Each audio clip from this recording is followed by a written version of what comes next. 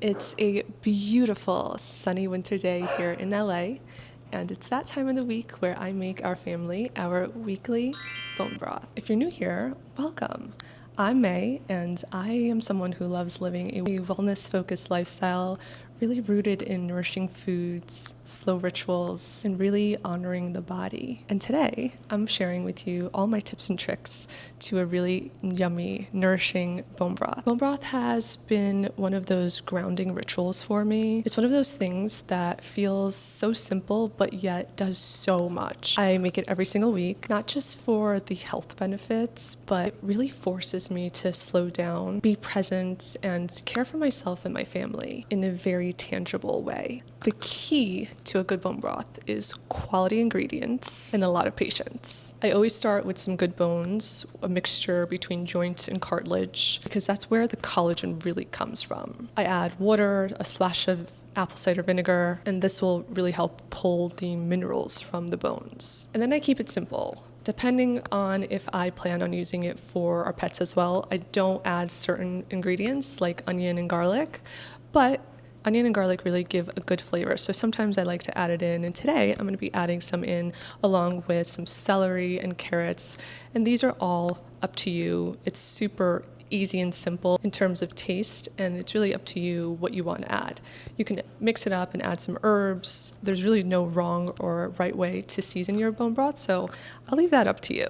But one thing to remember is that this isn't something that you rush. You really want to let it simmer, and the longer that you let it simmer, the better. One tip that I don't see a lot of people talking about is the cooling time.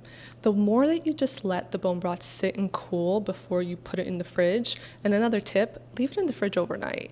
That is really going to help you with that texture, that gelatin texture that a lot of people talk about but don't really know how to get. So if you're like me and you're trying to support your digestion, skin, hormones, joints, or just want something nourishing to add to your routine, I really can't recommend bone broth enough. So if you enjoyed this, don't forget to like, comment, and subscribe, and let me know in the comments if you try this or if this is something you've been wanting to try.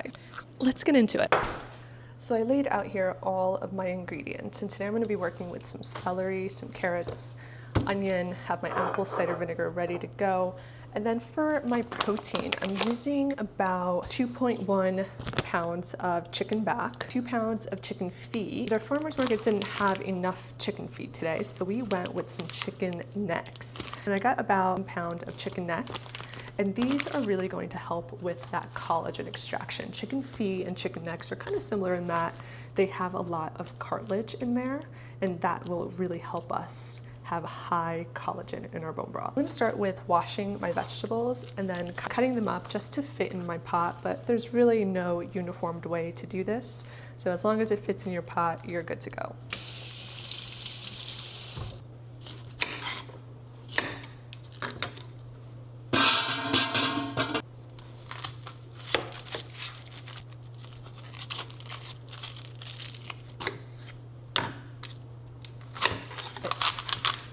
There's nothing I love more than color in my foods. So cut up all my vegetables and they're ready to go into the pot. I'm gonna add my protein in here and then some filtered water. I'm gonna start with my chicken backs. It tends to be the biggest protein. So I wanna make sure I have enough room for everything that I got because I did get quite a lot. Chicken feet.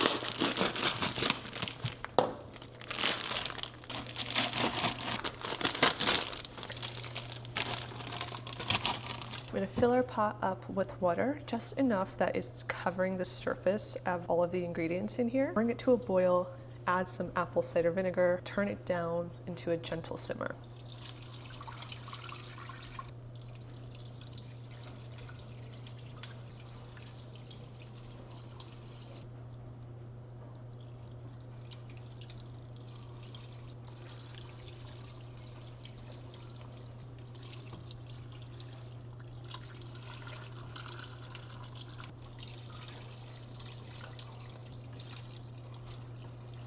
I'm going to add some apple cider vinegar, just a tablespoon or two. I really don't need that much. I kind of just eyeball it and throw it in. Now I'm gonna cover this and bring it to gentle boil. So I'm gonna put it at about a low-high heat. Once it gets boiling, I'll show you guys how it's looking, and then we'll bring it back down to a gentle simmer, and we're gonna just let it rock and cook on a low simmer overnight. And I'll show you guys what it looks like in a few hours. Come on. Oh, shit. Okay, our bone broth is now boiling nicely here, so now I'm gonna just turn down the flame so that it's just ever so slightly simmering on low heat, and that's where we're gonna just let it rock overnight through the morning tomorrow. I'll show you guys what it's looking like tomorrow morning as well. I'm gonna cover it back up and just let it cook on that slow simmer for as long as possible. I like to go to like the 24-hour mark, but 12 hours, 8 hours is sufficient enough as well. If you can, leave it here for 24 hours. You will not regret it. But longer, the better. Slow cook, you'll really see the difference in the texture of your bone broth. Getting ready to go to bed, so I want to show you guys how the broth is looking. See, a lot of the water went down. We're gonna just leave it like this. I turned it down even more into a low simmer, and all of this bubbling is gonna go down as soon as the heat catches up, so I lowered it a bit more. But you can see all of the oils already starting to come up and out of all of the bones and cartilage here.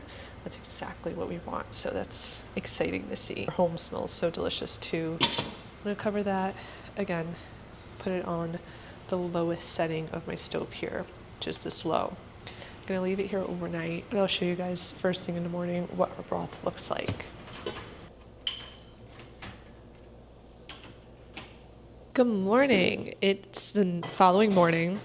It's about noon, so our bone broth has been on the stove cooking overnight on low heat through the morning. I'm gonna add a little bit of salt and pepper just to give it a little bit more of that like chicken noodle soup taste that we love. But other than that, it's good to go. I'm gonna leave it on for about 2 more hours before I drain it and store it. I'll record the process for you guys as well. It's super simple, straightforward. But I'm going to show you guys what it's looking like now. You can see the oil is really extracted from the bones. I just tested a little bit with Kenny. It's so good. And then some pepper. I always stick to kind of the basics with this. Salt, pepper is really all you need.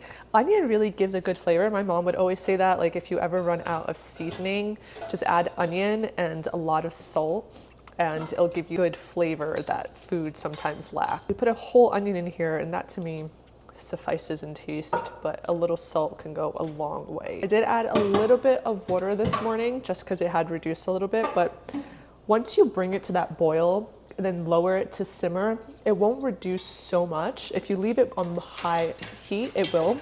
But if you just leave it on low simmer, it won't reduce as much, and that's really what you want. You want it to cook on that low simmer for a long time. That's gonna really extract all of the nutrients and minerals from the bones. See up here, all of the oils that came out of the cartilage and bones. This is magic to me. Okay, the time has come. Our bone broth is ready. I'm gonna strain all of the bones and veggies from here, and the best thing about this pot is that you can just pull it up and it's gonna stay in there. So I'm just gonna bring it to the sink so I don't make a mess, but I am going to transfer it into these mason jars and then just let them cool here fully before I put it in the fridge.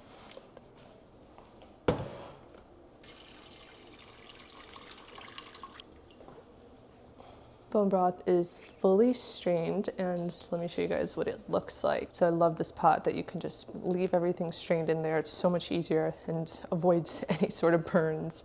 So that is the leftovers. Now you can use this. Sometimes I like to fish out some of the veggies and throw it in a blender with some bone broth and make a little veggie soup. It's delicious. Sometimes we even pull apart some of the meat and give it to the pets. But I'm gonna leave it here for Kenny to decide what he wants to do. He gets rid of that for me. But this is our beautiful golden liquid. It's just, oh, I wish I could give you guys some of the smell. It smells so divine. But now I'm gonna fill up all of my mason jars and then let this cool completely.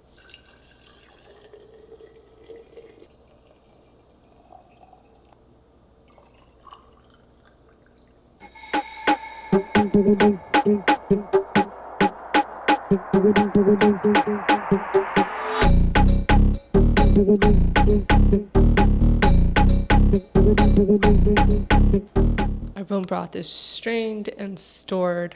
Now I'm going to leave it on the stovetop to let it fully cool before I put it into the fridge. I'm going to leave it overnight in the fridge. Tomorrow morning is when you could drink or freeze the rest. That way it will last a lot longer, and anytime that we want to drink it, just defrost it and heat it up in the microwave, and it's still divine. Super easy, super simple. So if you try this, let me know in the comments, and as always, don't forget to like, follow, and subscribe so we can continue connecting. Till next time.